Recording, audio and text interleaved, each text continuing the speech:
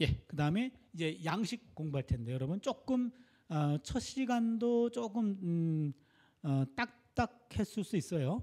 여기 지금 그 신학을 전공하지 않은 간사님들도 계셔서 많이 고통스러웠을 텐데 한 시간만 더 고통을 받으세요. 요 양식 부분, 양식. 예, 포기하지 마시고 잘 따라와 주세요. 왜냐하면 양식이라고 하는 것은 예언자들의 말투예요. 예언자들의 말투. 그러니까 우리가 성경을 읽었을 때 눈 감고 누가 읽어주면 아 저거는 예언자들의 전형적인 말투인데 그게 양식입니다. 그러니까 예언자들의 말투를 알아야 예언서가 해명이 됩니다.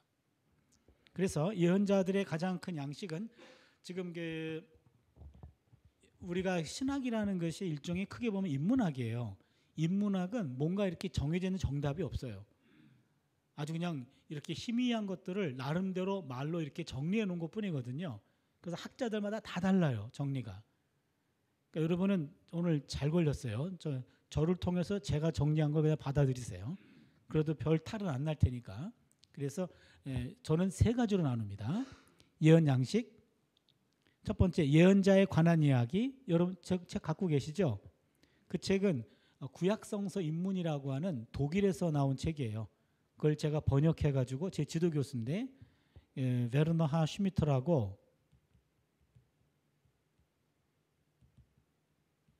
구약성서 입문이라는 책에 나오는 책 내용입니다. 이 책인데요. 첫 번째 예언자에 관한 이야기고 프로페텐 에셀롱 독일어 책이기 때문에 독일어가 나옵니다. 두 번째 비지온 환상, 세 번째 워트 말씀입니다. 이따가 제가 물어볼 거니까 잘 기억하세요. 양식은 세 개, 예언자에 관한 이야기, 두 번째 환상, 세 번째 말입니다. 말. 첫 번째 예언자에 관한 이야기는 이 양식은 예언자의 경험, 행동, 고난에 관하여 보도합니다. 그럼에도 불구하고 예언자의 운명, 즉 한 성인의 생애가 중심 주제는 아닙니다. 무슨 말이냐면 예언자의 경험, 행동, 고난이 주를 이루어요. 그런데 주인공은 한 성인의 생애가 아니에요. 이게 어떤 얘기냐면 예언자에 관한 이야기에서 주인공은 예언자가 아니라는 거고 예언자는 소재예요. 소재. 예언자를 통해서 역사하신 하나님이 주인공입니다. 그래서 여러분 성경에 보면요. 예언자의 출생과 죽음에 대해서는 성경은 말하고 있지 않습니다. 만약에 예언자에 관한 이야기가 일종의 예언자가 주인공이라고 한다면 출생과 죽음을 언급할 거예요. 출생부터 아주 독특하고 죽음은 나의 죽음을 아무에게도 알리지 말라 이러고 돌아가신다든지 뭐 이런 멋있는 것들이 나오는데 이사야, 예레미야, 에스겔 어떤 예언자도 성경에 출생의 언급 없고 죽음에 대한 언급 없습니다. 그러니까 하나님이 그 예언자를 들어쓰는 그 소명 시작부터 사명을 마칠 때까지 그때까지만 관심이에요. 그래서 어찌 보면 소재가 되고 주제는 그들을 통해서 역사하신 하나님의 주제가 되죠. 이해하실 수 있죠? 그래서 예언자에 관한 이야기가 성경에 많이 나오는데요. 지금 그 고전적인 주로 나단이나 엘리야, 엘리사에 관한 것들은 이런 문서 이전 예언자들이죠. 혹은 고전 이전 예언자들이죠. 이런 예언자들은 3인칭으로 혹은 이야기체로만 보존되어 있습니다. 그 예언자에 관해서 기록되어 있어요. 그런데 고전적 예언은 예외적인 경우에만 이야기체로 나와 있습니다. 왜냐하면 문서 예언의 내용적 특징이 뭐라 그랬죠? 무슨 수집물? 예, 신탁 수집물. 그러니까 하나님이 주신 말씀을 터트린 거예요. 야훼께서 말씀하십니다. 라고 이게 문서 예언이에요. 문서 이전 예언자들은 하나님이 엘리야에게 나타나셔서 무슨 말씀을 하셔서 엘리야가 그렇게 얘기했다. 어떤 일이 생겼다. 이게 문서 이전 예언이에요. 그러나 문서 예언은 그냥 하나님이 주신 말씀을 선포했어요. 이게 문서 예언이고 문서 이전과 이야기 문체가 달라요. 이해하셨죠? 근데 문서 예언이 이야기체가 간혹 들어갈 때가 있어요. 그거는 그 예언자의 신탁의 배경을 조금 설명해 준 겁니다. 문서 예언의 포인트는 신탁입니다. 그럼 보세요. 고전 이전 예언자들의 말과 고전적 예언자들의 말 사이에는 차이가 있어요. 첫 번째, 이른바 문서 예언자들은 집단과 민족 전체를 향해서 선포합니다. 문서 예언자들의 대상은 백성 전체예요. 두 번째, 문서 예언자들은 엄밀한 의미에서 행동하지 않았고 정치에 적극 관여하지도 않았고 말을 통해서 활동만 합니다. 말씀 사역자입니다. 말씀 사역자. 여러분, 엘리야 엘리사는 정치적인 사건에 개입해가지고 쿠데타도 일으켰죠. 그렇죠. 왕권을 뒤집어 엎었습니다. 그게 문서 이전 예언자의 특징이에요. 그러나 문서 예언자들은 철저히 말씀 사역에 머물러요.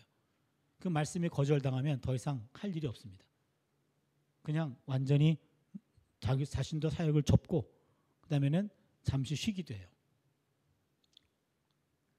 그 다음에 예언자들로부터 알 수 있는 여기 문서 예언자에 관한 이야기의 첫 번째 양식은 상징행위입니다. 아까 얘기했죠? 예언자들의 상징행위, 호세아의 결혼 사건, 예레미야의 독신 사건, 이사야의 스트리킹 사건, 3년 동안 벗고 다녔어요. 이런 모든 것들은 상징행위입니다. 상징행위는 임박한 사건을 확실히 발생하도록 유도하는 행동이 아니고 표시를 통해서 미리 선포하고 묘사적으로 선취하며 예언을 보강하고 강화하기 위한 것이다. 말이 조금 어려워도 이해해 주세요. 제가 이 책을 번역할 때가 20년 전이었어요. 독일에서 학위를 마치고 아직 독일 물이 덜 빠졌을 때, 그리고 한국말이 좀 더 서툴었을 때, 그때 쓴 번역이기 때문에 지금 보면 너무 서툴어요. 그러니까 이 책을 포기하고 싶을 정도로. 근데 다시 번역하느니 또 다른 책을 번역하는 게 더 빨라서 그래서 그냥 두고 갑니다. 그리고 저의 흑역사로 그냥 남았어요. 지금 읽어보면 너무 표현이 조금 매끄럽지가 않아요. 최근에 번역한 독일어 책들이 훨씬 매끄럽습니다. 그걸 보면서 내가 많이 컸구나, 그걸 스스로 느끼고 있어요. 많이 글쓰기가 발전하고 있구나. 이건 옛날 거라서 내가 지금 봐도 좀 미안합니다. 그러나 어떡하겠어요. 그냥 두고 갈게요. 그러니까 상징행위는요, 미리 선포하는 거예요. 묘사적으로 선취합니다. 묘사해서 선취하는 거예요. 미리 취하는 거. 예언을 보강합니다. 강화하기 위한 건데, 상징행위는 세 가지 요소가 있어요. 1번 실행명령, 2번 실행보도, 3번 해석. 1, 2, 3. 1, 2, 3. 예를 들어 볼게요. 예레미야 13장입니다. 예레미야 13장 1절부터 한번 누가 읽어주세요. 예레미야 13장 1절부터. 여호와께서 이와 같이 내게 이르시되 너는 가서 뱃띠를 사서 내 허리에 띠고 물에 적시지 말라 하시기로. 예, 고마워요. 뭐죠? 읽으신 분, 그게 뭐예요? 실행명령, 보도, 해석 가운데. 예, 실행명령 좋아요. 2절 뭐죠? 실행, 보도. 오, 좋아요. 3절 뭐죠? 아무것도 아니에요. 3절은요. 4절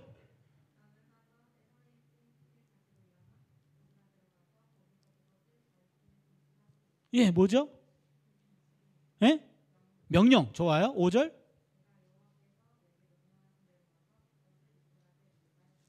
뭐죠? 보도 좋아요. 6절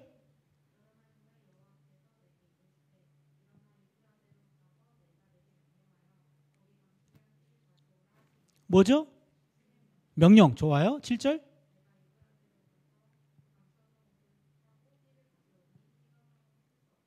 뭐죠? 예? 보도. 예. 8절 뭐죠? 예. 사실 아무것도 아닌 건 아니고요. 그게 말씀 사건 양식이라 그래요. 말씀 사건 양식. 이게 야훼의 말씀이 내게 임하니라. 그러니까 하나님 말씀이 임하면 그 말씀은 반드시 어떤 액션을 취하게 돼 있어요. 그래서 말씀, 사건, 양식이라고 그래요. 하나님 말씀은 땅에 떨어지지 않고 반드시 뭔가를 역사를 이룹니다. 그래서 말씀, 사건, 양식이에요. 그 다음에 9절.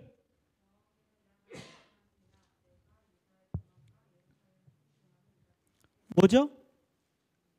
예? 해석이에요. 해석. 해석이 처음 나왔습니다. 그러면요. 13장 1절부터 지금 9절까지는요. 요게 상징 행동이에요. 뭐냐면 보세요. 야벳께 1절. 야벳께서는 이와 같이 내게 이르시되 너는 가서 띠를 사서 내 허리에 띠고 물에 적시지 말라. 명령했어요. 2절. 내가 야훼의 말씀대로 띠를 사서 내 허리에 띠니라. 보도죠. 실행보도. 그 다음에 3절은 야훼의 말씀이 다시 내게 임하니라. 말씀, 사건, 양식. 4절 너는 가서 네 허리에 띈 띠를 가지고 일어나 유브라데로 가서 거기서 그것을 바위틈에 감추라 하시기로 명령했어요. 5절 내가 야훼께서 내게 명령하신 대로 가서 그것을 유브라데 물가에 감추었어요. 띠를 강가에 감추었습니다. 실행보도죠. 6절 여러 날 후에 야훼께서 내게 이르시되 일어나 유브라데로 가서 내가 내게 명령하여 거기서 감추게 한 띠를 가져오라 하시기로 명령하셨어요. 7절 내가 유브라데로 가서 그 감췄던 곳을 파고 띠를 가져오니 띠가 썩어서 쓸 수 없게 되었더라. 당연히 강가 옆에 땅이 묻었기 때문에 썩었겠죠. 실행 보도죠. 8절 말씀이 내게 임했다. 말씀, 사건, 양식. 8절 9절 설명입니다. 해설이죠. 야훼께서 이와 같이 말씀하시니라. 내가 유다의 교만과 예루살렘의 큰 교만을 이와 같이 썩게 하리라. 10절 이 악한 백성이 내 말 듣기를 거절하고 그 마음에 완악한 대로 행하며 다른 신들을 따라 그를 섬기며 그에게 절하니 그들이 이 띠가 쓸 수 없음 같이 되리라. 일종의 상징 행동이죠. 이거를 보여주는데 명령하고 보도하고 명령하고 보도하고 해석을 말해주는 거. 이게 상징 행동입니다. 여기 나와 있는 이 모든 예들 왕상 19장 19절 이하 호세아 1장 3장 이사야 8장 이 모든 게 다 상징 행동들이에요. 아까 여기 16장에서는 결혼 금지 예레미야 16장 19장은 토기장의 비유 나오죠. 토기 그릇을 만들어 놓고 깨잖아요. 그런 것들 이게 다 상징 행동들입니다. 그 다음에 두 번째는 소명기사가 나와요. 소명기사가 나오는데 소명기사는요. 아까 말씀드렸듯이 예언자를 의심하는 자들에게 예언자 자신의 강제적인 경험을 제시할 수 있는 예언자의 증명, 변호, 인준의 구실을 한다. 무슨 말이냐면 소명기사는 예언자 라이센스입니다. 당신이 어떤 권위로 예언 활동하시오? 그러면은 내가 이런 부름을 받았소 라고 하는 소명기사. 소명기사에는 두 가지 양식이 있습니다. 첫 번째는 소명이 예언자와 하나님 사이에 대화에서 이루어진다. 첫 번째 대화 형식입니다. 하나 적어주세요. 대화 형식. 그 다음에 두 번째는 천상회의 환상을 통하여 보다 간접적으로 발생하는 2번 천상회의 환상 형식입니다. 여러분 이거 잘 들어주셔야 돼요. 소명 패턴이 두 개가 있어요. 하나는 대화 형식이고 하나는 천상회의 환상 형식입니다. 여기서 대화 형식은 책이 없는 내용이니까 하나 적어주세요. 1번 부름 2번 거절 3번 설득 4번 약속. 1번 부름 2번 거절 3번 설득 4번 약속. 쉽게 얘기하면 가라 불렀죠. 두 번째 못 갑니다 거절했죠. 세 번째 죽을래? 설득이죠. 네 번째 야 같이 가자. 너 혼자 가는 거 아니요. 나랑 같이 가는 거요. 약속이죠. 요게 우리가 전형적으로 알고 있는 소명 양식이에요. 소명 패턴. 부름, 거절, 설득, 약속. 여기에 해당하는 것이 우리가 알고 있는 대부분의 예언자들입니다. 모세가 그랬고요. 기드온이 그랬고요. 사울도 그랬고요. 예레미야가 전형적인 여기에 속합니다. 여러분 예레미야 1장 한번 봐주세요. 예레미야 6장. 1장. 죄송해요. 1장 5절. 내가 너를 모태에 시기 전에 너를 알았고 네가 위에서 나오기 전에 너를 성별하였고 너를 여러 나라의 선지자로 세웠노라. 예, 지금 1장 5절부터 10절까지가 예레미야 소명 기사인데 거기서 5절은 뭘까요? 부름. 예, 좋아. 1번 부름. 여러분 성경에 적어주세요. 부름. 하나님 불렀습니다. 6절 읽어주세요. 6절. 내가 이제 슬프도 소리다 주여와여 부르소서 나는 아이다 말할 줄 알지 못하나이다. 뭐죠? 거절입니다. 2번 거절. 7절. 여호와께서 내게 이르시되 너는 아이라 말하지 말고 내가 너를 누구에게 보내든지 너는 하며 내가 네게 무엇을 명령하든지 너는 말할지니라. 뭐죠? 설득입니다. 너는 아이라 말하지 말고 내가 너를 누구에게 보내든지 너는 가며 내가 네게 무엇을 명령하든지 너는 말할지니라. 8절입니다. 너는 그들 때문에 두려워하지 말라. 내가 너와 함께하여 너를 구원하리라. 나 누구나. 뭐죠? 약속이죠. 약속. 내가 너와 함께 하겠다. 동행 양식입니다.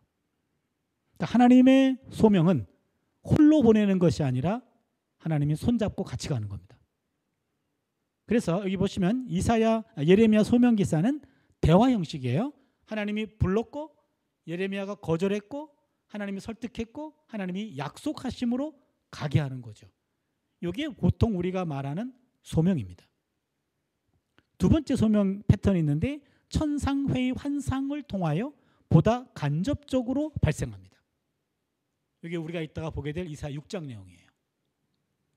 이것은 하나님이 이사야가 여러분 이따가 한번 볼게요. 그러니까 6장 1절에 보시면 우시야 왕 죽던에 내가 본즉 주께서 높이 들린 보좌에 앉으셨는데 그 옷자락은 성전에 가득하였고 그 주변에 스랍들은 모셔섰는데 둘로는 얼굴 가리고 둘로는 발을 가리고 둘로는 날며 창허에 가로되 거룩하다 거룩하다 거룩하다.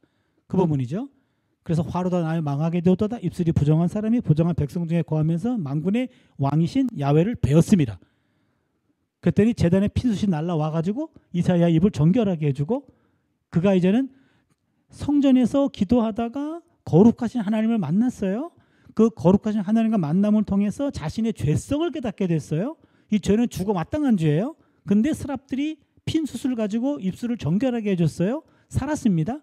그러자 이사야가 하늘의 음성을 듣습니다. 하늘에서 소리가 들려요. 천상에서 누가 우리를 위하여 갈꼬. 하나님 나 여기 있어요. 나 보내세요. 라고 이사야가 헌신해요. 하나님이 너는 가서 이 백성에게 말하기를 6장 9절에 파송합니다. 그러면 이사야는 자기가 알아서 간다 그랬어요. 그렇죠? 하나님이 처음부터 예레미야 같이 억지로 너 가, 못 갑니다. 죽을래? 이러고 데려가지 않았고 그냥 자기가 나를 봤어. 그러더니 내 말을 엿들었어. 그러더니 지가 가겠대. 하나님 보낸 거죠. 그게 이사야 소명 패턴이에요. 그러니까 예레미야 소명 패턴과 이사야 패턴이 달라요. 그래서 천상회의 환상, 천상에서 이루어지는 장면을 환상 중에 목격함으로 이루어지는 소명. 그게 바로 이사야 6장, 이사야 40장 이따가 나옵니다. 제2사야. 그다음에 에스겔까지도 거기에 속합니다. 그러면은 첫 번째 대화 형식은 예레미야식 소명이라고 말하고 그다음에 천상회의 환상은 이사야식 소명이라고 말합니다. 그리고 예레미야식 소명은 직접 소명이라면 이사야 소명은 간접 소명입니다. 예레미야식 소명은 차출병이라고 말한다면 이사야 소명은 자원병이 되겠죠. 그래서 소명 패턴이 두 가지가 있다라는 것을 기억해야 됩니다. 저는 고등학교 마치고 바로 신학대학을 갔거든요. 그때 저는 목사가 되고 싶어서 갔어요. 그런데 저도 신학대학에 지금 29년째 있는데 학생들 인터뷰할 때 가장 먼저 물어보는 게 하나님의 부르심에 대한 의식, 어떤 체험이 있는가? 이 소명 의식을 묻거든요. 근데 제가 갔을 때는 저는 서울신학대학을 나왔는데요. 제 이름이 차씨인 게 다행이었어요. 가나다라 순으로 해가지고 차씨는 거의 뒤쪽이거든요. 130명을 뽑았으니 굉장히 많이 왔겠죠. 학생들이 인터뷰를 하는데 순서대로 하는데 앞에 사람에게 물어봤어요. 뭘 물어봅니까? 그랬더니 자네는 소명의식이 있는가? 이게 맨 처음 묻는데요. 정답이 뭐예요? 그랬더니 있다래요. 근데 나는 없는데, 나는 안 불렀는데, 내가 그냥 가고 싶어서 가는데, 그렇게 얘기하면 떨어진대요. 그럼 어떻게, 이게 신학대학 들어가는데 처음부터 거짓말하고 들어갈 수도 없고 정직하게 얘기하면 떨어진다 그러고, 이거 어떻게 하면 좋지? 그리고 한참 고민하는데 내 순서가 됐어요. 그리고 들어갔어요. 들어갔더니 자네는, 전 지금 속으로 지금 이거 뭐로 답변해야 되나 지금 그거 고민하고 있었는데, 자네는 이름이 뭔가? 그래서 허를 찔린 거예요. 내가 내 이름을 모른다는 거 상상을 못 해가지고 제가 제 이름을 잊어버렸어요. 그래가지고 여기 명찰 있잖아요. 이거를 보고 제 이름은 차준입니다. 그랬어요. 그랬더니 자네는 자네 이름도 몰라? 나가! 그런 거예요. 그래가지고 쫓겨났어요. 그래서 떨어졌구나. 이 신학교 교수님들은 목사님들이라 안 봐도 내가 소명의식이 없는 걸 아는구나. 그렇게 생각했어요. 근데 붙었어요. 들어갔어요.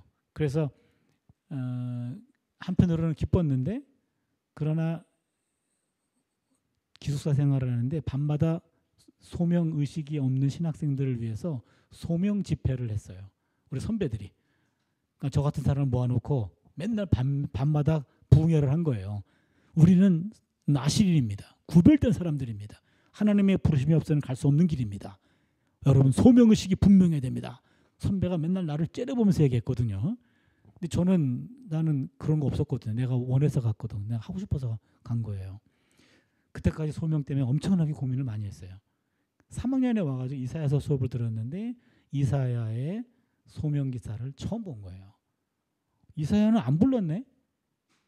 지가 가고 싶어서 갔네? 그럼 나도 이사야랑 갔네? 그때 내가 깨달았어요. 소명은 예레미야식 패턴만 있는 것이 아니라 이사야식 패턴도 있구나. 내가 생각하기에 저는 예레미야서 가지고 박사 논문을 썼어요. 네, 공식적으로는 예레미야하고 가깝지만 사적으로는 이사야하고도 가까워요. 이사야가 안 계셨으면 나도 없는 거예요. 그만큼 하나님께 미리 하나님과의 만남을 통해서 하나님과의 만남을 통해서 내 안에 그런 소원을 하나님이 주셨고, 하나님이 강압적으로 부르기도 전에 내가 자발적으로 손들고 온 것이다. 고로 예레미야는 눈치가 없는 사람이고 이사야는 눈치가 빠른 사람이다.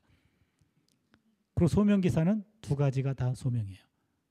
하나님께서 마음을 주셔서 손들고 오게 하는 것도 소명이고, 강압적으로 끌고 가는 것도 소명이고, 소명 패턴이 두 가지가 있고, 저도 그래서 그 다음부터는 소명 있습니다 라고 말할 수가 있었어요.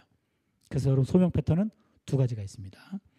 그 다음에 환상인데요. 보세요. 제사장은 교훈을 주고, 그 다음에 지혜자나 장로는 충고를 제공하고, 예언자는 말 또는 묵시를 전달한다. 여러분 예레미야 18장 18절 한번 봐주세요. 예레미야 18장 18절. 그들이 말하기를 오라 우리가 꾀를 내어 예레미야를 치자. 제사장에게서 율법이, 지혜로운 자에게서 칭략이, 선지자에게서 말씀이 끊어지지 아니할 것이니 오라 우리가 혀로 그를 치고 그의 어떤 말에도 주의하지 말자 하나이다. 예, 좋아요. 첫 번째, 제사장에게서 뭐가 있다고요? 토라. 예, 토라. 그 다음에 지혜로운 자에게서 뭐가 있다고요? 책략, 히브리 말로 에짜.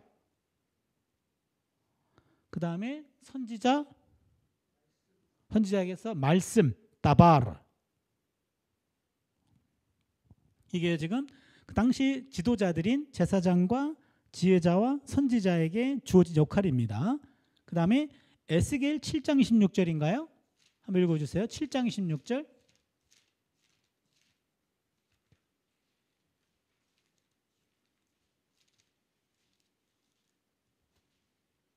한번 읽어주세요. 7장 26절. 하나님 하나님과 하고 소문의 선지자에게서 묵시를 구하라 할 것이며 제사장에게는 율법이 없어질 있을 것이요 장로에게 책략이 없을 것이며. 예, 선지자에게 뭘 구한다고요? 묵시. 예, 묵시 하존. 히브리 말로 하존. 그다음에 제사장에게 뭐가 없다고요? 율법, 토라. 그다음에 장로에게 뭐가 없다고요? 책략, 에짜 같은 뜻입니다. 그러면 이코르 장로에게도 에짜가 있는데요. 보세요. 토라라는 말은 히브리 말로 이것이 율법이란 뜻이죠. 에짜라는 말은요. 지금 우리 말로는 책략이라고 번역했죠. 이게 충고나 조언이에요. 에짜라는 말은 책략이라는 번역은 조금 부정적인 뉘앙스가 있지 않나요? 야, 차준희 교수 알고 봤더니 책략가야. 누가 이렇게 얘기하면 반드시 그 학생은 찾아내가지고 F를 줘야 돼요. 책략이란 말은 조금 부정적인 뉘앙스가 있지 않나요? 그렇죠? 그러면은 에짜라는 말의 적절한 번역은 아니에요. 에짜라는 말은 충고나 조언입니다. 좋은 거예요. 책략이 아니에요. 충고나 조언입니다. 그 다음에 선지자에게서 다바르란 말은 말씀입니다. 선지자에게서 묵시, 하존, 묵시나 환상. 그게 하존입니다. 그러면요, 지금 보세요. 선지자는 예언자를 말합니다. 예언자는 다바르, 말씀을 받은 사람이고 예언자는 하존, 묵시를 본 사람이에요. 환상을 본 사람입니다. 예언자들은 아까 우리가 예언자의 요 기능할 때 중보를 통해 가지고 메시지를 받을 때요. 받을 때 요때 경험하는 것이 다바르하고 하존이에요. 다바르 하존. 다바르라는 말씀을 받는 경우도 있고 하존이라는 묵시를 본 경우도 있어요. 그러니까 듣는 경우도 있고 보는 경우도 있습니다. 예언자들이 하나님의 메시지를 받을 때. 그래서 예언자들에게는 다바르, 말씀과 하존, 묵시, 환상이 그에게 주어지는 가장 중요한 기능입니다. 그래서 여기 보시면요. 환상이라는 표현이 나오는데 환상이 아까 말씀드렸던 하존, 예언자들은 환상가입니다. 묵시가예요. 그래서 요 환상에는 세 가지 요소가 있습니다. 세 가지 종류. 첫 번째 사건 환상입니다. 여러분 그 다음 페이지에 맨 아래 1. 사건 환상. 그 다음에 그 밑에 언어 유희 환상 2번 해주세요. 1, 2. 그 다음에 하나 넘기면 상징 환상이라고 있죠. 3. 1, 2, 3. 그렇게 해주세요. 1, 2, 3.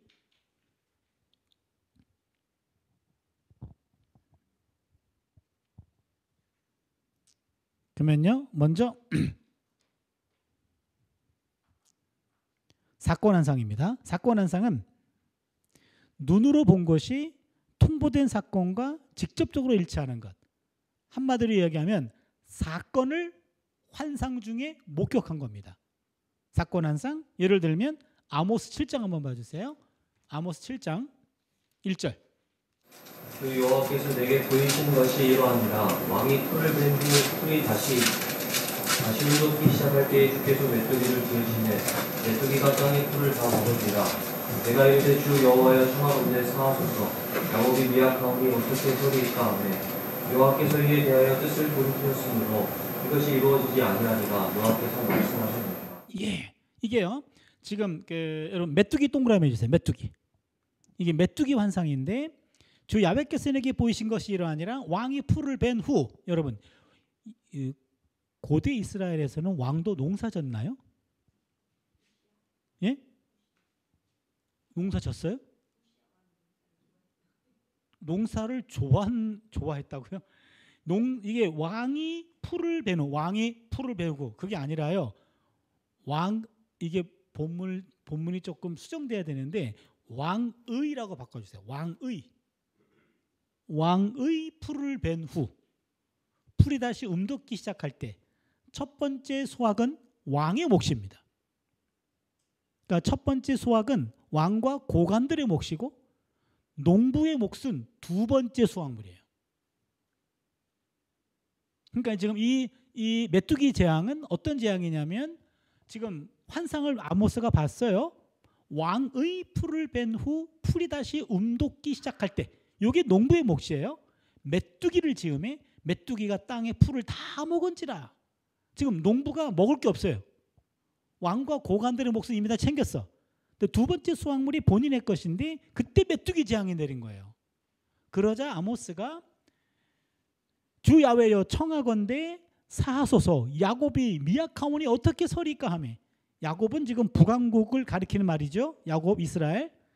야훼께서 이에 대하여 뜻을 돌이키셨으므로 이것이 이루어지지 아니하리라 야훼께서 말씀하셨느니라. 이게 메뚜기 환상인데 아모스가 메뚜기 재앙이 임할 것을 미리 보는 거예요. 요거를 사건 환상이라고 말합니다. 됐습니까? 사건 환상. 두 번째는 언어 유의 환상인데 아모스 8장 1절 2절 한번 읽어주세요. 여호와께서 내게 이와 같이 보이셨느니라. 그가 여름 과일 한 방울입니다. 그가 말씀하시되 아모스야 내가 무엇을 보느냐. 내가 이르되 여름 과일 한 방울입니다 하며 여호와께서 내게 이르시되 내 백성 이스라엘의 끝이 이르렀으니 내가 다시는 그를 용서하지 아니하리니. 여러분 거기 여름 과일 동그라미 해주시고 2절에 이스라엘의 끝 동그라미 해주세요. 여름 과일이라고 하는 말이 히브리 말로 카이츠. 여름 과일이 카이츠입니다. 히브리 말로. 끝이라는 말이 히브리 말로 캣츠예요. 캣츠. 카이츠, 캣츠. 하나님이 여름 과일을 보여줬어요. 아모스야, 뭘 보냐? 예, 카이츠네요. 그래, 이스라엘 백성에게 캣츠 왔다야. 카이츠, 캣츠. 언어유입니다. 언어유의. 하나님이 카이츠를 통해서 캣츠라는 메시지를 던진 거예요. 됐습니까? 요거를 언어 유의 환상이라고 말합니다. 카이츠, 캣츠. 한번 따라할까요? 카이츠, 캣츠. 예, 여러분 히브리 아무리 몰라도 발음 비슷하죠. 그렇죠? 요게 어떤 현상이냐면 요게 하나님이 그냥 갑자기 아모스에게 카이츠를 갑자기 보여주면서 야, 너 뭐 보니? 예, 카이츠인데요. 자세히 들여다봐. 캣츠. 이렇게 된 거거든요. 그러면요, 하나님이 일방적으로 아모스에게 그렇게 보여줬다라기보다는 아모스는 남쪽 사람이에요. 북쪽으로 파송당합니다. 가서 무슨 말씀을 전해야 되는가? 이거를 깊이 묵상했어요. 그러다가 어느 날 카이츠를 우연히 봤어요. 카이츠를 묵상하다가 캣츠. 아, 이스라엘에게 캣츠가 임했다는 것이 하나님이 내게 주신 메시지구나. 그걸 깨달은 거예요. 일상에서 하나님의 메시지를 발견한 겁니다. 저는 이게 부러워요. 깨어있는 자에게 부러운 거죠. 일상 속에서 신의 뜻을, 하나님의 메시지를 깨우치는 깨어있는 영성의 소유자. 무엇을 전할 것인가? 그 고민 속에서 그냥 흔히 지나칠 수 있는 카이츠를 통해서 캣츠 메시지를 읽어낼 수 있는 그런 영적인 능력을 가진 자가 아모스였어요. 아모스는 평신도예요. 농부예요. 선지자 교육을 받은 사람이 아니에요. 그런데 하나님은 북쪽에 아모스를 파송하셨어요. 그 말은 뭡니까? 북쪽에 있는 종교 지도자들이 영적으로 어두웠어요. 오히려 평신도 깨어있는 아모스가 훨씬 더 영적으로 깊었어요. 그래서 하나님은 평신도 아모스를 들어서 북왕국의 말씀 심부름꾼으로 파송한 겁니다. 어떤 신학자는 그것을 하나님의 긴급조치라고 표현했어요. 하나님이 얼마나 급하셨으면 평신도 지도자, 깨어있는 지도자를 통해서 북쪽으로 급속하게 아주 급파한 겁니다. 선교사로서요. 그래서 그것은 그의 깨어있는 영성이 하나님이 그것을 귀하게 본 것이다. 아무튼 언어 유의 환상이 있습니다. 세 번째는요, 상징 환상이 있는데 상징 환상은 아모스 7장 7절 한번 읽어주세요. 내게 보이신 것이 이러하니라. 다리줄을 가지고 쌓은 담 곁에 주께서 손에 다리줄을 감고 서셨더니. 계속이요? 여호와께서 내게 이르시되 아모스야 네가 무엇을 보느냐. 내가 대답하되 다리줄이니라. 주께서 이르시되 내가 다리줄을 내 백성 이스라엘과 함께 두고 다시는 예. 이곳을 다림줄 환상이라 그러는데 다림줄은 히브리 말로 아나크예요. 요 아나크라고 하는 요 단어 요거는요 두 가지로 해석이 됩니다. 하나는 다림추,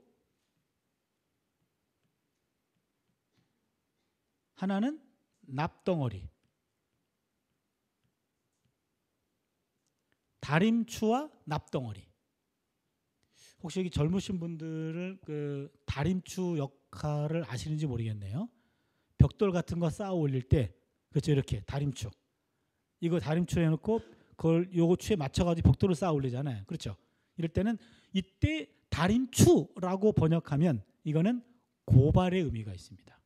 고발. 정확하게 측정하고 너네 만약에 일치에 한치의 오차라도 생긴다면 너희들을 무너뜨릴 거예요.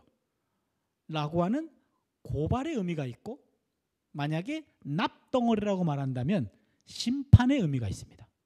너희들 가운데 납덩어리로 칠 거예요. 이렇게 되죠. 그래서 여기 있는 다림줄 환상은 상징적인 의미가 있는 겁니다. 고발의 의미도 있고 심판의 의미도 있고 이런 식으로 환상을 통해서 하나의 상징적인 것들을 보여줄 때 우리는 상징 환상이라고 말합니다. 됐나요? 지금 두 가지를 얘기했죠. 하나는 세 가지를 얘기했죠. 첫 번째는 뭐였죠? 사건 환상. 두 번째는 언어 유의 환상. 세 번째는 예? 상징 환상입니다. 예, 세 가지 얘기했습니다. 지금 우리가 이 예언자 양식이 세 가지 있다고 그랬잖아요. 첫 번째 예언자에 관한 이야기, 두 번째 환상, 세 번째 말이었죠. 좋아요. 예언자에 관한 이야기는 두 가지 했죠. 뭐였죠? 벌거벗고 다니는 거? 상징? 어떻게 이럴 수가 있나요? 한 시간도 안 됐는데. 상징, 행위. 두 번째는 라이센스, 소명, 보도. 그렇죠. 소명, 보도. 그리고 상징 행위에는 몇 가지 요소가 있다? 세 가지. 첫 번째는 아까 간사님 뭐였죠? 상징 행위. 첫 번째 명령, 실행 명령. 두 번째 실행 보도. 세 번째 해석. 좋아요. 그 다음에 소명 보도는 몇 가지가 있다 그랬죠? 두 가지. 첫 번째는 대화 형식. 두 번째는 천상 회의 형식. 예. 대화 형식에는 몇 가지 요소가 있다?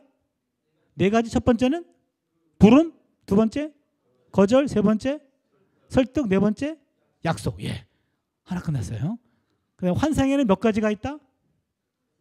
세 가지. 첫 번째는 사건 환상, 두 번째는 언어의 환상, 세 번째는 상징 환상. 예, 끝났습니다. 이제 하나 남았는데 말입니다. 말.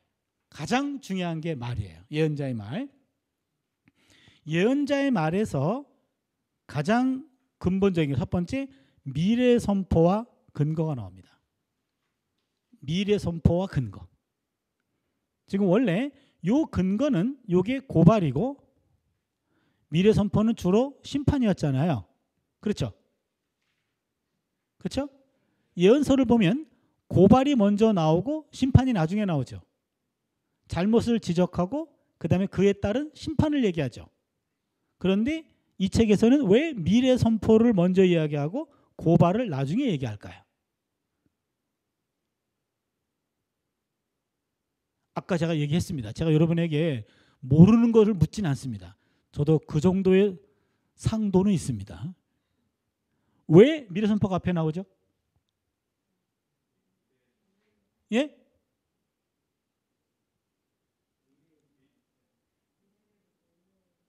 미래를 그렇죠. 예언자가 인식한 순서가 먼저 미래예요. 심판의 미래를 하나님을 통해서 보게 되었고 그 눈을 가지고 보니까 잘못된 것들이 보이는 거예요. 사회도 부패했고 외교 정책도 부패했고 제의도 예배도 부패됐고 이건 망할 수밖에 없네. 그렇게 된 거죠. 그래서 미래 선포가 앞에 나온 겁니다. 그러면은 보세요. 먼저 아까 말씀드렸듯이 고발 다음에 이어지는 미래 선포만이 하나님 말씀으로 간주되고 있다. 아까 우리가 아모스 4장 1절로 3절에서 바산의 암소들아 얘기하면서 1절은 아모스의 말이었고 2절 3절의 심판은 하나님의 말씀이었죠. 그 내용인데 여기 보시면요. 형벌 선포 이전에 나오는 심판의 근거는 예언자 자신의 말일 경우들이 많습니다. 예언자들이 해야 될 일은 왜 하나님이 심판을 확정하셨을까? 그것에 대해서 백업해 주는 것이 예언자의 일이었습니다. 그래서 예언자들은 하나님의 확정에 대해서 이미 설득된 사람들이에요. 하나님의 심판 결정에 대해서 설득된 사람들이 왜 그럴 수밖에 없었지? 그 이유는 본인이 찾아냅니다. 그래서 미래 선포는요. 다른 말로 고치면 심판의 말, 재앙의 말, 재앙 예언, 체벌 선포, 판결의 말 다 똑같은 말입니다. 한마디로 말하면 다 심판이에요. 심판, 재앙, 체벌, 판결. 그 다음에 그 근거에 해당하는 말은 책망, 고발, 상황 지적입니다. 책망, 잘못을 지적하는 거죠. 그 다음에 고발, 잘못을 지적하는 거죠. 상황 지적, 상황을 지적하는 거죠. 그래서 가장 대표적인 것이 미래 선포와 근거. 더 쉽게 얘기할게요. 이제는 심판과 고발. 첫 번째 말은 심판과 고발입니다. 됐죠? 자, 여러분에게 지금 문서 예언에 대해 기본적인 것하고 그 다음에 양식은 기본적으로 깔고 있어야지 예언서가 보이기 때문에 여러분 조금 죄송해요. 막 학생 다루듯이 막 그렇게 해서 죄송해요. 그러나 여러분 가볍게 얘기해도 돼요. 학점 받는 것도 아니니까. 틀려도 되고요. 그죠? 뭐라 그러겠습니까? 예. 그 다음에 재판 연설이 나옵니다. 지금 첫 번째 미래 선포와 고발, 근거 거기에는 재판 연설이 나오는데 소송을 반영하는 특정한 본문들에서 보다 잘 나타납니다. 재판에서 사용되는 용어들이 언급이 돼요. 이사야 1장 18절 볼까요? 이사야 1장 18절.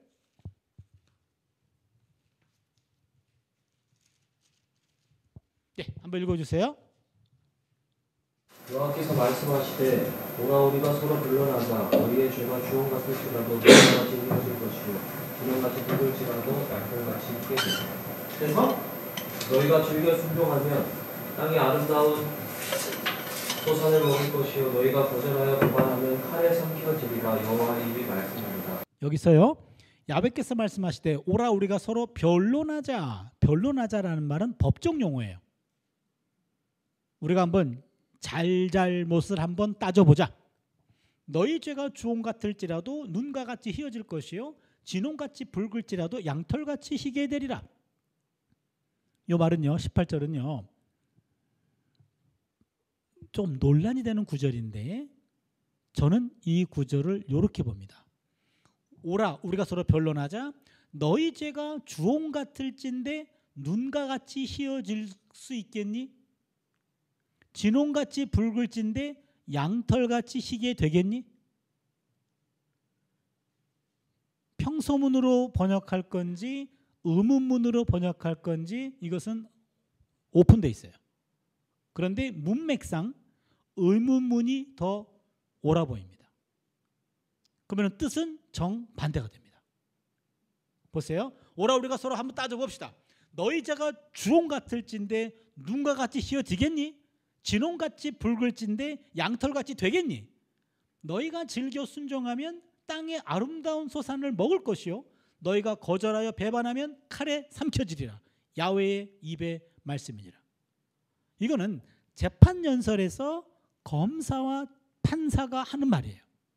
너희 죄가 주홍 같을진데 눈과 같이 희어지겠니? 진홍같이 붉을진데 양털같이 되겠니? 이해가 됩니까?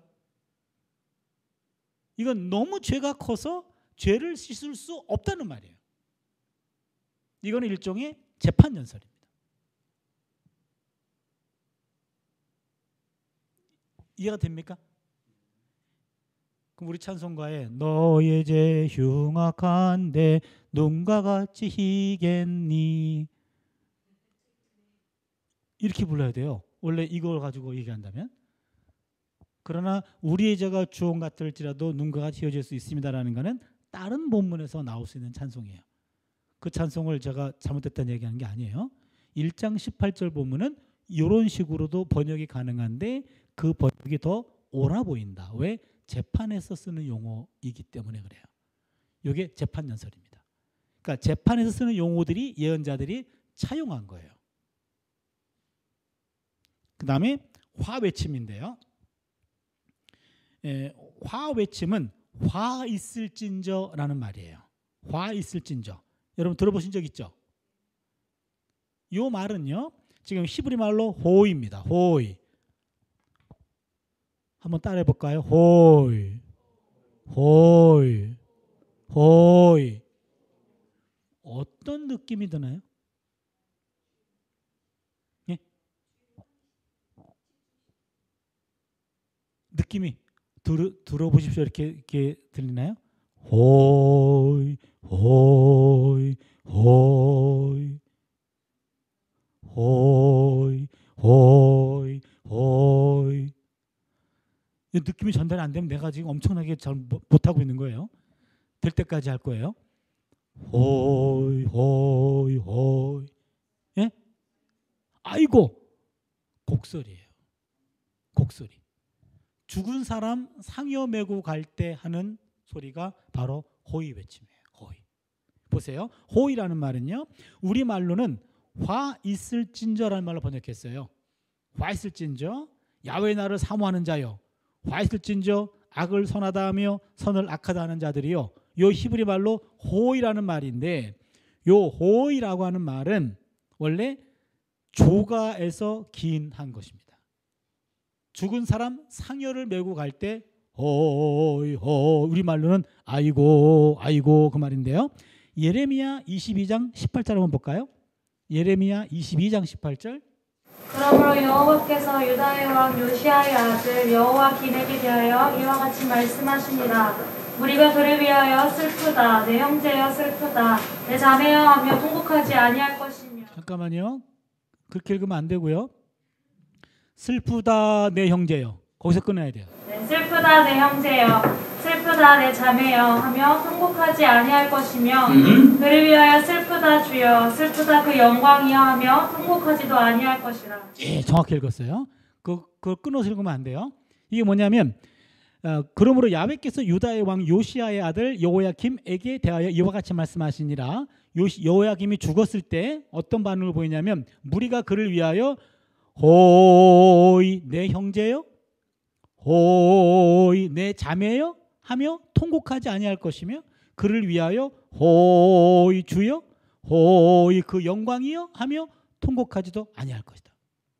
여기 슬프다라는 말이 히브리 말로 호이입니다. 그러면 무슨 얘기냐면 여호야김 왕이 죽었을 때 사람들이 곡소리도 하지 아니할 것이다 그 말이야. 잘 죽었다 이런 얘기죠. 호이 호이 호이 이것은 죽은 사람에게 하는 곡소리입니다.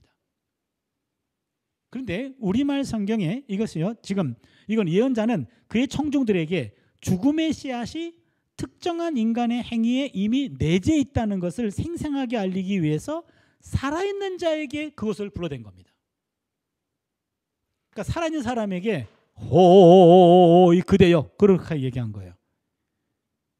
이스라엘 땅에서 해가 뉘엿뉘엿 지는데 어떤 한 예언자가 나타나가지고 호이 그대여 그러면은 아마 뒤돌아볼 것 같아요. 누가 죽었나 그래서 뒤돌아보지 마라. 네가 호이다 이런 얘기예요. 그러면은 나를 향해서 곡소리를 하고 있어요. 그 얘기는 뭡니까? 겉은 살아있는 것 같지만 속은 죽음의 씨가 이미 자라고 있어서 당신은 곧 죽을 사람이요 라고 선포하는 거예요. 그 얘기를 들으면 둘 중에 하나는 죽어야 돼. 그 자리에서. 내가 죽든지 네가 죽든지. 그렇죠. 엄청난 욕이에요. 화 있을진저 외식하는 서기관들과 바리새인들이여, 너희들이 박하와 회당과 근처에 11조를 들이되 율법에 더 중한 바 정의와 긍휼과 믿음은 버렸도다. 그러나 이것도 버리지 말고 저것도 버리지 말아야 할지니라. 그게 마태복음 23장 23절에 나오는 예수님의 어록이에요. 예수님도 헬라어로는 우아우란 말인데 요 아이고 호이라는 곡소리를 사용하셨습니다. 이것은 일반적인 곡소리를 예언자들이 차용해가지고 살아있는 사람에게 갖다 붙였어요. 이건 엄청난 메시지죠. 딱 듣는 순간 이거는 죽었어 누가? 네가 죽었어 그 얘기예요. 그 예언자들의 이 외침은 아주 독한 소리가 되겠죠. 그래서 이 호이 슬프다 이 말은 곡소리고 살아있는 사람을 향해서 예언자들은 호이 곡소리를 했다 그 얘기입니다. 이게 우리말 성경은 화 있을진저라는 말로 번역했어요. 제가 이것을 우리말로 처음으로 번역했는데 화 외침이라고 제가 번역했는데 독일 말로는 웨루페거든요. 모든 구약과 신약에 나와 있는 양식의 첫 번째 이름은 다 독일어예요. 독일 신학자들이 이름을 붙이고 영어로 번역이 되고 그게 우리말로 건너오는 거거든요. 그때 웨루프를 우리말로는 화 외침이기보다는 제가 원하는 번역은 아이고 외침이었어요. 근데 이 아이고 화 외침이란 말을 다른 말로 바꿨다가 내게 화가 미칠 것 같아가지고 그래서 그냥 화 외침으로 둔 겁니다. 우리말 성경이 바뀌지 않는 이상. 여러분은 아이고 그러니까 화이스진저라는 말이 나오면은 아이고 호이란 말이 가장 많이 쓰이고 오이란 말도 많이 쓰여요. 오이 성경에 나올 때마다 내가 호이를 지적해 줄게요. 이게 여기는 슬프다 그런 식으로 번역이 됐습니다. 그래서 화이슬진저라는 거 얘기했고요. 여기에 좀 더 추가해가지고 좀 드릴 말씀이 있는데 보시면요, 여러분 그 다음 페이지에 그 화 외침과 반대되는 게 축복 선언이에요. 원어는 마카리스무스라는 말인데 마카리스무스. 여러분 시편 1편 1절이 그래요. 복 있는 사람은 악인들의 꾀를 따르지 아니하며 거기요 교만한 자들의 자리에 앉지 아니하고 맞나요? 아니 복 있는 사람은 악인들의 꾀를 따르지 아니하며 죄인들의 길에 서지 아니하고 오만한 자의 자리에 앉지 아니한다. 예, 거기서 보시면 거기 그 복이란 단어가 히브리 말로 아시레예요. 아시레. 그거 하나 기억해 주세요. 아시레. 한번 따라할까요? 아시레. 예, 그 복이라고 하는 단어는요. 여러분이 지금 학습 태도가 워낙 좋아서 제가 좀 없는 내용도 좀 말씀드릴게요. 아시레하고 바루흐라는 단어가 가장 많이 쓰여요. 복이라는 단어는 아시레 바루흐. 바루흐란 말은 우리말로 고치면 축복이고 이것은 영어로 표현하면 블레싱이죠. 블레싱이고 그다음에 이것은 주어지는 것을 강조합니다. 주어짐. 그런데 아시레는 우리말로 고치면 행복이에요. 그 다음에 이것은 해피니스. 영어로 표현하면 이거는 누림입니다. 누림.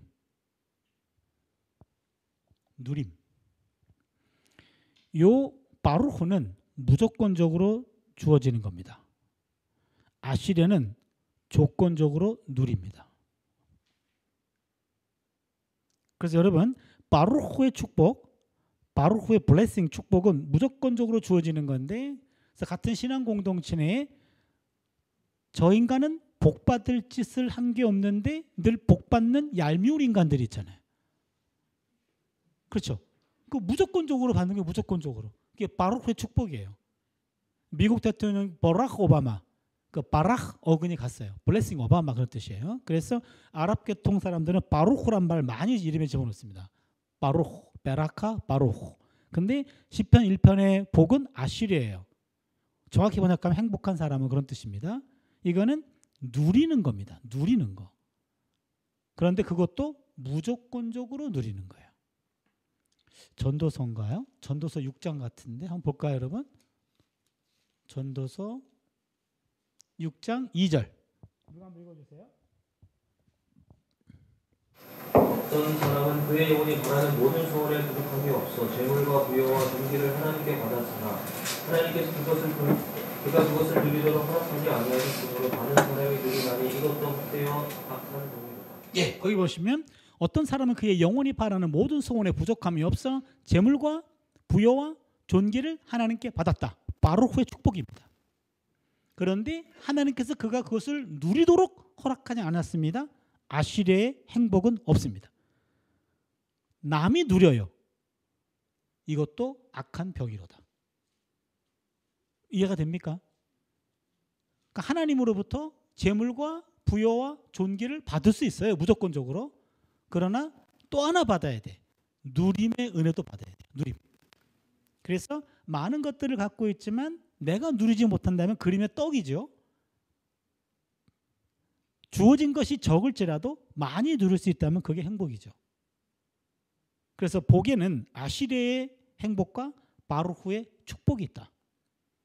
그래서 시편 1편 1절에 복 있는 사람은 하놓고 악인들의 꾀를 따르지 아니하고 죄인들의 길에 서지 아니하고 오만한 자 자리에 앉지 아니한다라는 조건이 따라붙은 거예요. 조건. 악과는 멀리하고 2절에 하나님 말씀과 가까이 하는 사람은 하나님이 주신 것이 적든 많든 누릴 수 있다. 그게 행복이다. 시편 1편은 행복한 사람은 그런 뜻입니다. 그런데 여기 보시면 화 외침과 반대되는 것은 화이스진저 외식하는 서기관들과 바리새인들이요. 그와 반대되는 것이 복 있는 사람은 해놓고 해서 그것을 축복선언이라고 그래요. 축복선언. 됐나요? 그래서 이 두 양식이 대조가 됩니다. 화 외침과 축복선언. 이것을 마카리스무스라고 그러고 팔복선언도 마카리스무스입니다. 마태복음의 팔복선언도 마카리스무스예요. 그런데 또 하나 추가할게요. 저주의 말씀이 있어요. 저주의 말씀. 신명기 27장 16절. 한번 볼까요? 신명기 27장 27장 16절입니다.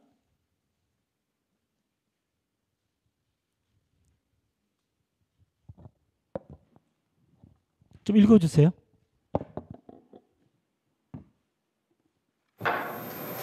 그의 부모를 경홀히 여기는 자는 저주를 받을 것이라 할 것이요 모든 백성은 아멘 할지니라. 거기 보시면요. 그의 부모를 경홀히 여기는 자는 저주를 받을 것이요 할 것이요 모든 백성은 아멘 할지니라. 거기요. 저주를 받을 것이다. 그 말이 히브리 말로 아루루. 한번 따라할까요? 아루루. 아루루. 예, 이 아루르란 말은요. 정확히 번역하면은요. 16절에 저주를 받을 것이요 그의 부모를 경홀히 여기는 자요. 아루르. 그의 부모를 경홀히 여기는 자. 아루르. 아루르. 저주를 받을 것이요. 첫 글자가 아루르예요. 그래서 이 17절도 그의 이웃의 경계표를 옮기는 자는 저주를 받을 것이라 할 것이요 모든 백성은 아멘할지니라. 아루르. 저주를 받을지어다 그의 이웃의 징계표를 옮기는 자들이요. 요게 저주의 말씀이에요. 요 저주의 말씀이 여러분 성경 가져오셨죠? 거기 16절 1번 해주세요. 17절 2번 해주세요. 18절 3번 해주세요. 19절 4번 해주세요. 계속 나오거든요. 20절 5번이죠. 21절 6번이죠. 22절 7번이죠. 23절 8번이죠. 24절 9번이죠. 25절 10번입니다. 여기 나온 요 10가지를 저주 10계명이라고 말합니다. 저주 10계명. 그런데 여러분 15절에도 장세기의 손으로 조각하였거나 부어 만든 우상은 야훼께 가증하니 그것을 만들어 은밀히 세우는 자는 저주를 받을 것이라 할 것이요 모든 백성은 응답하여 말하되 아멘 할지니라.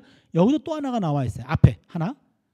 그 다음에 26절에 이 율법의 말씀을 실행하지 아니하는 자는 저주를 받을 것 또 하나 나와 있죠. 그렇게 되면 앞에 뒤에 한 개씩 붙은 것을 포함하면 저주 12계명이 됩니다. 그 원래 저주 10계명인데 거기에 앞뒤로 하나씩 첨부돼 가지고 12개가 되었다라고 말하죠. 아무튼 중요한 것은 그게 저주의 말씀이에요. 아루르 아루르 아루르. 그거에 반대되는 말씀이 축복의 말씀입니다. 여러분 신명기 28장 3절 한번 봐주세요. 읽어주세요. 성읍에서도 복을 받고 들에서도 복을 받을 것이며 내 몸의 자녀와 내 토지의 소산과 내 짐승의 새끼와 소와 양의 새끼가 복을 받을 것이며 내 강주리와 떡 반죽 그릇이 복을 받을 것이며 네가 들어가서 복을 받고 나가서 복을 받을 것입니다. 예, 여기 나온 이름 다 복을 받는다. 그래서 원래는 복 받을 것이다 이런 식으로 나눈 거거든요. 복 받을지어다 이런 식으로 성읍에서도 복 받을지어다 들에서도 복 받을지어다 이런 식으로 이게 축복의 말씀입니다. 16절을 보시면 네가 성읍에서도 저주를 받을 것이며 들에서도 저주를 받을 것이 이것이 아루르. 이거는 아까 저주의 말씀이고. 저 너무나 좀 깊이 들어가는지 모르겠어요. 간사님들 지금 머리에 지진 나고 있어요? 지금요. 우리가 지금 공부한 거는 화외침입니다. 화외침인데 요것과 축복 선언이 시편 1편 1절에 나와 있는 것이 서로 상응하는 거고 그 다음에 저주의 말씀 저주 받을지어다 그 다음에는 복이 말지어다 복을 받는 것이다라는 것이 축복의 말씀입니다. 됐죠? 이따가는 화외침만 좀 제가 물어볼게요. 그 다음에 3번입니다. 말에는 미래 선포와 근거가 있다 그랬고 두 번째는 화외침이 있다 그랬죠. 세 번째가 역사회고입니다. 역사회고. 예언자는 미래뿐만 아니라 과거에 대해서도 주시합니다. 그래서 역사회고는 짧거나 상세하게 나와 있는데 역사의 한 단면만 관찰하는 목적은 전 세대에 걸쳐 변함없는 이스라엘의 죄상을 증명하기 위함이라는 것은 명백하다. 잘 들으세요. 예언자들이 가끔 지나간 역사를 들춰냅니다. 지나간 역사를 들춰내는 이유는 임박한 심판에 대한 정당성 제시예요. 너희들은 지금도 문제지만 옛날에도 문제였어. 지나간 역사를 들춰냅니다. 예를 들어서 아모스 2장 9절 한번 볼까요? 아모스 2장 9절입니다. 내가 아무리 사람을 그들 앞에서 멸하나니 그 키는 백향목 높이와 같고 강하기는 상수리 나무 같으나 내가 그 위에 있으나 그 아래 그리를 진멸하였느니라. 계속이요. 내가 너희를 애굽 땅에서 이끌어내어 40년 동안 광야에서 인도하며 아무리 사람의 땅을 너희가 차지하게 하였고 또 너희 아들 중에서 선지자를 너희 청년 중에서 나시린을 일으켰나니 이스라엘 자손들과 과연 그렇지 아니하냐. 이는 여호와의 말씀입니다. 그러나 너희가 낳힐 사람으로 포도주를 마시게 하며 또 선지자에게 명령하여 예언하지 말라 하였느니라. 보라 곡식단을 가득히 실은 수레가 흙을 누름같이 내가 너희를 이기니 빨리 다른 박질하는 자도 도망할 수 없으며 강한 자도 자기 힘을 낼 수 없으며 용사도 자기 목숨을 구할 수 없으며 팔을 가진 자도 설 수 없으며 발이 빠른 자도 피할 수 없으며 말 타는 자도 자기 목숨을 구할 수 없고 용사 가운데 그 마음이 굳센 자도 그날에는 벌거벗고 도망하리라. 여호와의 말씀입니다. 예, 그게요. 지금 9절부터 12절까지가 역사회고인데 보세요. 지나간 역사를 회고합니다. 내가 아모리 사람을 그들 앞에서 멸하였나니 그 키는 백향목 높이와 같고 강하기는 상수리 나무 같으나 내가 그 위의 열매와 그 아래의 뿌리를 진멸하였느니라. 이게 지금 가나안 사람들을 하나님이 제거했다라는 얘기고 10절을 보시면요. 내가 너를 애굽 땅에서 이끌어내요. 이거는 광야 이것은 출애굽 전승이죠. 출애굽. 그렇죠? 그 다음에 40년 동안 광야에서 인도했다. 이것은 광야 인도 전승입니다. 아모리 사람의 땅을 너희에게 차지하게 했다. 가나안 정착 전승이에요. 지금 10절에 세 가지 전승이 다 들어가 있어요. 하나는 출애굽 전승, 하나는 광야 인도 전승, 하나는 가나안 정착 전승입니다. 세 가지는 지나간 역사예요. 애굽 땅에서 너희들을 구원해냈다. 출애굽 신앙. 40년 동안 광야에서 인도했다. 광야 인도 신앙. 인도 전승이라고 표현하죠. 아모리 사람의 땅을 너희에게 차지하겠다. 가나안 정착 전승입니다. 그런데 또 너희 아들 중에 선지자를 청년 중에 나시른을 이렇게 세웠다. 여기 선지자와 나시른 하나님의 구원의 선물로 준 지도자예요. 그런데 너희들은 어떻게 했냐?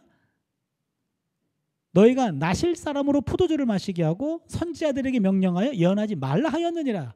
고로 너희들은 16절에 용사 가운데 그 마음이 굳센 자도 그날에는 벌거벗고 도망하리라. 심판을 당할 것이다. 이렇게 얘기합니다. 그러면은 9절로부터 12절까지는 역사 회고예요. 지나간 역사를 회고하는 이유는 지금이 너희들의 삶은 심판받을 수밖에 없다라는 것을 이야기해 주면서 과거의 하나님의 은혜를 기억하면서 은혜를 저버린 당시 백성들을 향해서 심판에 대한 정당성을 주기 위한 의도가 역사 회고입니다. 그래서 예언자들이 말하고 있는 역사 회고는 아주 비판적입니다. 지나간 역사를 비판적으로 언급하는 것이 예언자들이 말하는 역사 회고입니다. 네 번째는 논쟁의 말입니다. 논쟁의 말은 예언자들의 논쟁의 말, 토론의 말, 다툼의 대화라고 볼 수 있는데 청중들과 논쟁을 시작하면서 자신의 메시지에 대한 그들의 의심을 전제하고 질문을 통하여 일정한 결론으로 그들을 유도하려고 애씁니다. 거기에 우리가 아까 읽었던 것 중에 예레미야 13장 23절. 여러분 예언자들은요 청중들이 반기지 않았어요. 생각해 보세요. 입만 열면은 맨날 잘못을 지적하고 나라가 망한다고 말하니까 아이고 저 사람 또 왔어. 말을 듣지를 않아요. 그러니까 여러분 그러면은 뭘 여러분이야? 당신은 하던 얘기나 그냥 하시오라고 무시해버려요. 그러니까 예레미야가 이보시오. 구스인이 그 피부를 바꿀 수 있어? 그러면 가다가 뭔 또 헛소리야? 어떻게 바꿔? 갑니다. 못 바꾸지? 그러면은 표본 반전 바꿀 수 있어? 못한다니까. 그게 가능하면 악에 익숙한 너희도 손을 향할 수가 있어. 뭐라고? 이렇게 되는 거죠. 그러니까 논쟁의 말은 나를 마다하는 청중들과 설득하기 위한 하나의 수사학이에요. 이런 것들이 예언서에 많이 나옵니다. 논쟁의 말. 질문으로 그들에게 질문을 던지고 그걸 통해서 청중들로 하여금 그것을 관심을 유도해요. 그리고 나서 결론적인 얘기를 합니다. 이거 보면은요, 오늘날 설교자들은 조금 회개해야 돼요. 그렇죠? 예, 듣겠다고 와 있는 거 아니에요 지금? 그렇죠? 그것도 또 열심히 듣겠다고 찬성하면서 불 떼고 있잖아요. 열심히 지금 달아올랐는데 그때 말씀으로 재워? 그건 엄청난 재앙입니다. 그건요. 죄악입니다. 그렇죠? 청중들이 뭔가 은혜 받으려고 오는데 그 사람들을 재운다.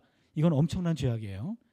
그래서 가끔 그런 생각해요. 설교자들의 설교 준비가 무척 힘든 거는 알지만 그러나 주일 한 번의 설교만큼은 우리의 전 인격을 다 담고 우리의 삶을 담아서 우리의 영혼을 갈아서 거기다가 한번 넣어야 될 그런 필요성이 있지 않겠나. 그래서 적어도 설교자들은 매번 모든 설교를 그렇게 영혼을 갈아 넣었다가 한 몇 번 설교하고 돌아가실 거예요. 그렇지만 일주일에 한 번 정도는 주일 설교만큼은 한 번 오는 성도들도 많잖아요. 한 번 오는 분. 한 번 와가지고 또 돈도 들고 오잖아요. 그렇잖아요. 그분들은 돈 내고 예수 믿고 우리는 돈 받고 예수 믿잖아요. 그러면 돈 받고 예수 믿는 사람들은 아무래도 좀 영혼을 갈아 넣어서 일주일에 한 번만큼은 최고의 설교를 좀 선사할 수 있는 그런 필요가 있지 않나. 전 논쟁의 말을 볼 때마다 그런 생각을 해요. 예언자들은 한마디라도 더 그들에게 설득시키려고 그 당시 수사학을 공부한 거예요. 수사학. 말하는 법입니다. 어떻게 하면은 더 설득력 있게 말을 전할 수 있을까? 그래서 설교자들은요, 저는 그 말투, 그다음에 억양, 액센트, 이런 총괄적으로 말하면 딕션이죠. 이것도 훈련할 필요가 있다고 생각해요. 성악하는 사람들이 그런 딕션 공부를 하듯이 우리가 스피치 하는 사람들도 그런 발음, 이런 것들은 조금 훈련할 필요가 있을 것 같아요. 저도 매일 훈련하거든요. 특히 엘리베이터를 탈 때 아무도 없잖아요. 그때 많이 소리를 지르고 많이 훈련합니다. 거울 보면서. 간혹 너무 흥분해가지고 누가 탔는지도 모를 때도 있어가지고 조금 이상하긴 합니다만, 매일매일 딕션을 좀 한다. 톤을 이렇게 돼보고 저렇게 돼보고 하면서 가급적이면 듣는 사람들이 조금 더 설득력 있게 들을 수 있도록 저는 지금도 노력하고 있습니다. 5번입니다. 권고의 말입니다. 권고의 말은 명령형의 요구를 말합니다. 너희는 옷을 찢지 말고 마음을 찢으라. 이게 권고예요. 권고. 뭐 해라. 뭐 해라. 이게 권고의 말이고, 그 다음에 경고의 말이 있어요. 경고의 말은 부정적인 뜻을 내포하는 겁니다. 배대를 찾지 말라. 악행을 그쳐라. 이거는 경고의 말입니다. 여러분 이제 잘 들으세요. 권고와 경고는 달라요. 권고는 긍정적인 명령을 말하고 경고는 부정적인 명령입니다. 뭐 하지 마세요. 그러면 안 됩니다. 이게 경고예요. 이렇게 사셔야 됩니다. 이렇게 하셔야 됩니다. 그거는 권고입니다. 근데 돌아오라 라는 말이 있어요. 이게 회개 촉구입니다. 돌아오라. 회개 촉구. 그러면은 권고의 말 안에는 권고의 말과 경고의 말과 회개 촉구가 있습니다. 그 다음에 구원의 말이 있습니다. 구원의 말 혹은 약속이라고도 말하는데, 심판에 반대되는 구원의 말 또는 약속은 거의 통일성을 찾아보기는 어려워요. 보통 그날에는 말이래, 보라 날이 이르리니, 이런 말로 나오면서 구원의 말을 해줍니다.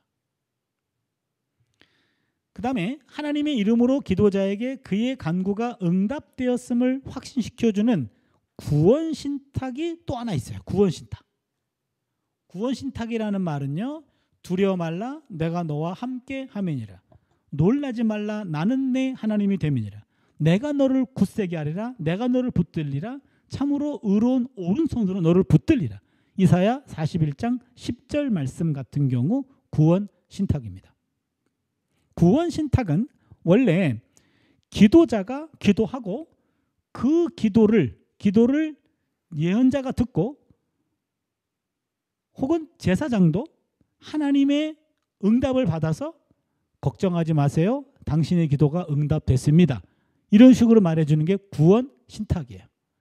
엘리 제사장이 한나의 기도에 대해서 하나님 들으셨다라고 말해주는 게 구원신탁이에요. 그래서 제2 이사야서 안에 구원신탁이 아주 많이 나옵니다. 그렇게 되면 이제 양식은 다 했어요. 그러면 이제 여러분을 테스트하겠습니다. 저를 보십시오. 저를 보지 않는 사람들은 아루루. 보세요. 예언 양식은 몇 개 있다 그랬죠? 3가지. 첫 번째는 벌써부터 그러면 안 돼요. 아직 갈 길이 멀어요. 3가지가 있다 그랬죠. 첫 번째 예언자에 관한 이야기. 2번째 환상. 3번째 말. 좋습니다. 그 다음에 예언자에 관한 이야기는 2가지가 있었어요. 벌써 잊으셨나요? 내 역사상 여기서부터 걸린 팀은 한 팀도 없었어요. 예? 상징행위. 2번째 소명 보도. 상징행위에는 몇 가지 요소가 있다? 3가지. 첫 번째는 실행 명령. 2번째는 실행 보도. 3번째는 해석이죠. 좋습니다. 그 다음에 소명 보도에는 몇 가지가 있다? 2가지. 첫 번째는 대화 형식. 2번째는 천상 회의 형식. 그렇죠? 천상 회의 환상 천상 회의 형식. 천상회의 환상 형식인가? 천상회의 형식. 그 다음에 대화 형식에는 몇 가지 요소가 있다 그랬죠? 4가지. 첫 번째는 부름, 첫 번째, 두 번째 거절, 세 번째 설득, 네 번째 약속. 좋습니다. 하나 해결했어요. 그 다음에 환상에 몇 가지가 있다? 3가지. 첫 번째는 사건 환상, 두 번째는 언어 위의 환상, 세 번째는 다림추 상징 환상. 좋습니다. 말에는 몇 가지가 있다? 6가지. 큰일 났네요. 첫 번째는 미래 선포와 고발. 여기에 격가지로 있는 게 뭐라 그랬죠? 너의 죄 흉악한데 눈과 같이 희겠니? 예? 재판연설. 좋아요. 재판연설. 그 다음에 두 번째, 이거 모르면은 호의 화외침. 좋아요. 화외침과 반대되는 게 뭐라 그랬죠? 축복선언 마카리스무스. 그렇죠? 시편 1편 1절. 그 다음에 2개 했네요. 세 번째 역사 회고. 네 번째 논쟁의 말. 다섯 번째 권고의 말. 또 하나 있죠? 경고의 말. 또 하나 있죠? 회개 촉구. 좋습니다. 마지막 6번째는 구원의 말. 여기에 또 격가지가 하나 있죠? 두려워 말라 구원 신탁. 좋습니다. 예, 여러분 수고 많으셨습니다.